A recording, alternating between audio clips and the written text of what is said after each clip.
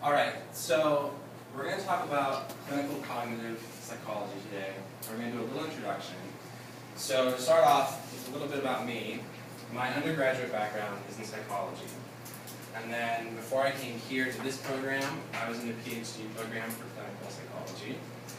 And then figured out through a process of elimination that I really wanted to do teaching and not clinical psychology. But most of my background is in clinical psychology. So when you think about clinical psychology and mentally ill patients, people often think about the fact that a lot of times they don't perceive reality the way that the majority perceives reality. That's a problem.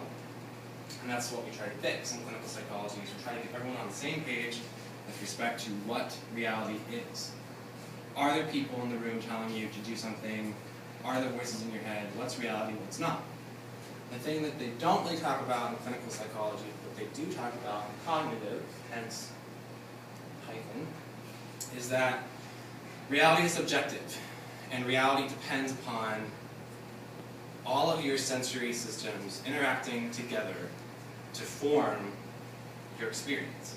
And the two that are most important are your auditory system and your visual system. To demonstrate why those two things are so important, give a little video that I think you guys are going to find to be very interesting. Does anyone know about the McGurk effect?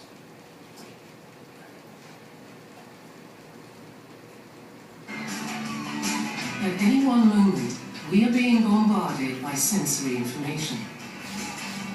Our brains do a remarkable job of making sense of it all.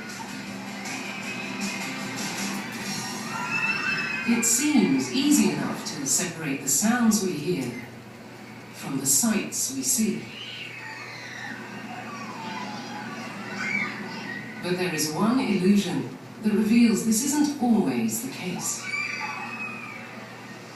Ba, ba, ba.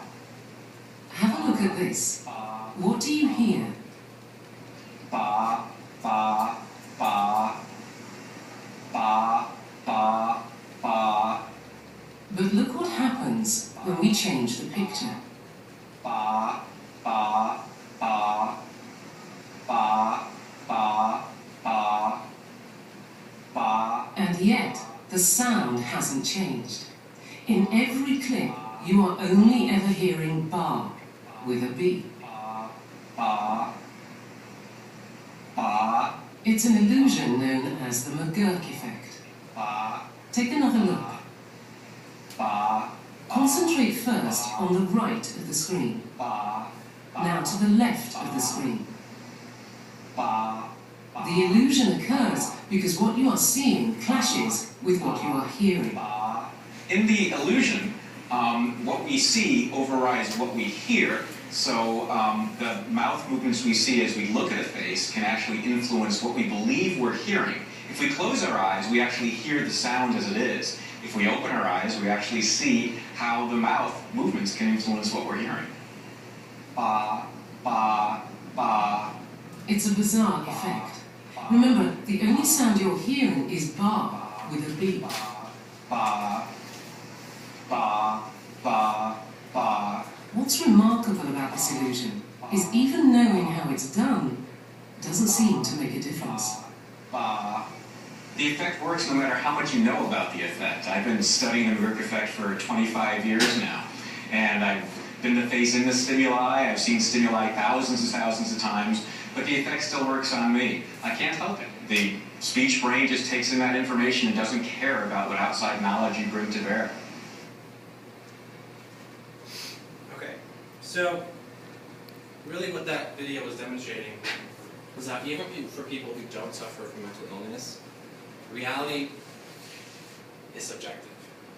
And how you perceive the world doesn't really depend upon whether or not you have a mental illness diagnosis. It depends on how you perceive information and how you take it in. And so in this introductory course, you're going to look at how your perceptions influence your interactions with the world and how those interactions might be interpreted as clinically significant